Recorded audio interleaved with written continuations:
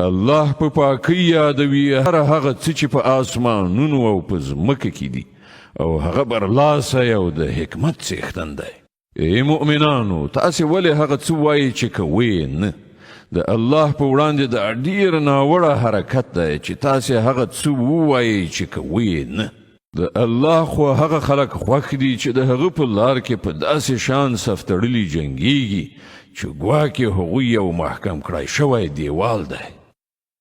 او یاد کړه د موسی هغه خبره چې هغه خپل قوم ته ویلي و چې ای زما قومه تاسې ولې ما ازاروئ په داسې حال کې چې تاسې ښه پوهیږئ چې زه تاسې ته د الله لیږل شوی پیغمبر یم. بیا کله چې هغوی له حق څخه کږېدل غوره کړل نو الله د هغوی زړونه له سمې لارې نه کاږه کړل. الله فاسقانو ته هدایت نه کوي. او یاد کړه د مریم د زوی عیسی هغه خبره چې هغه ویلي و چې ای بني اسرائیلو زه تاسې ته د الله لیږل شوی استازی یم، تصدیقونکی یم د هغه تورات چې له ما نه مخکې راغلی موجود دی، او زیری ورکوونکی یم د یو پیغمبر چې له ما نه وروسته به راشي چې د هغه نوم به احمد وي.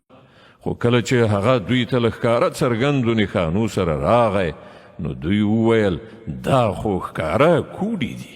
ښه نو اوس به له هغه چا نه بل غټ ظالم څوک وي چې پر الله د دروغو بهتان وتړي په داسې حال کې چې هغه ته د اسلام یعنی د الله په وړاندې د اطاعت سره ښکته کولو بلنه ورکول کیږي. دغسې ظالمانو ته الله سمه لاره نه ښیي. دوی د خولو په پوکیو سره د الله د رڼا مړه کولو غواړي او د الله فیصله دا ده چې هغه خپل رڼا بشپړه خوره کړي که څه د کافرانو دا هر څومره بد ایسي هم. هماغه ذات دی چې خپل پیغمبر له هدایت او حق دین سره لیږلی دی تر څو چې هغه دین پر ټولو نورو دینونو برلاسی کړي که د مشرکانو دا هر څومره بد ایسي هم. ای مؤمنانو زه وښیم تاسې ته هغه تجارت چې تاسې له دردناک عذاب نه وژغوري. پر الله او د هغه پر پیغمبر باندې ایمان راوړئ او د الله په لاره کې په خپلو مالونو او خپلو ځانونو سره جهاد وکړئ. همغه ستاسې لپاره بهتره ده که تاسې پوهیږئ.